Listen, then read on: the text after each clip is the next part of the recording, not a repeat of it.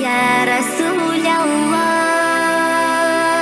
يا حبيب الله محمد ابن عبد الله محمد ابن عبد الله محمد بسم الله الرحمن الرحيم. الحمد لله الذي نور قلوب العاقلين بنور القرآن الكريم، والصلاة والسلام على الرسول الأمين. اما بعد، السلام علیکم و رحمت الله و برکاته. یک قصه ای که در اصل سعادت زندگی کردگی پیامبر نبی صلی الله علیه و سلم خدمتشون کردگی یک صحابه کرام اهل جنتی گفتگی بشارت گفتگی یک انسان قصهشان یک حال آرم، البته برای عبرت به حد مهم است.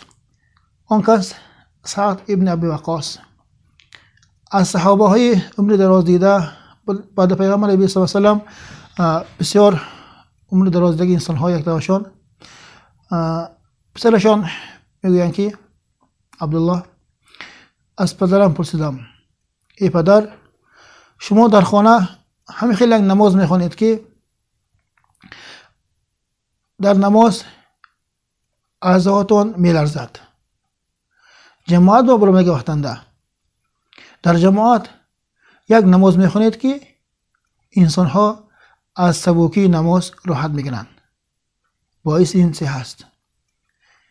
پدر جواب دادن من در جماعت بدگه وقت منده انسان ها من را این کس پیامبر خدای دیدگی از فعل پیامبر خدا با خبر است گفته هر یک حالم به نظر می اندازند.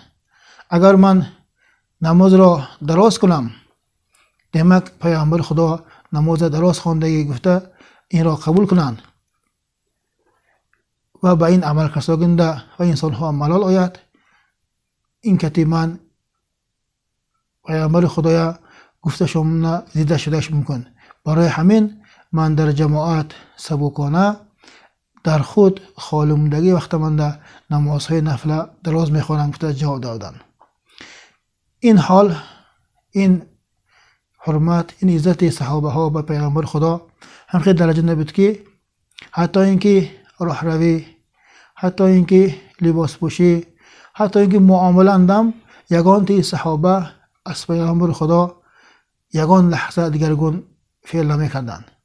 دیمک ما هم هر یک مومن باید فعل خود را با فعل آن حضرت خاص کنیم، برابر کنیم، موافق کنیم که شاید که عوض همین به ما از شفاعت رسول خدا بهره مند شویم، چون که پیغمبر خدا کدام انسان من را دوست دارد و سنت های من را دوست دارد انشاءالله و انسان به روز قیامت شفاعت من واجب میشد گفتند.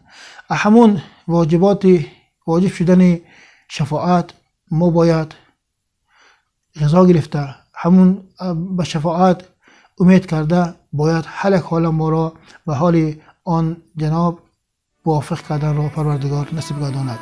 السلام علیکم و رحمت الله.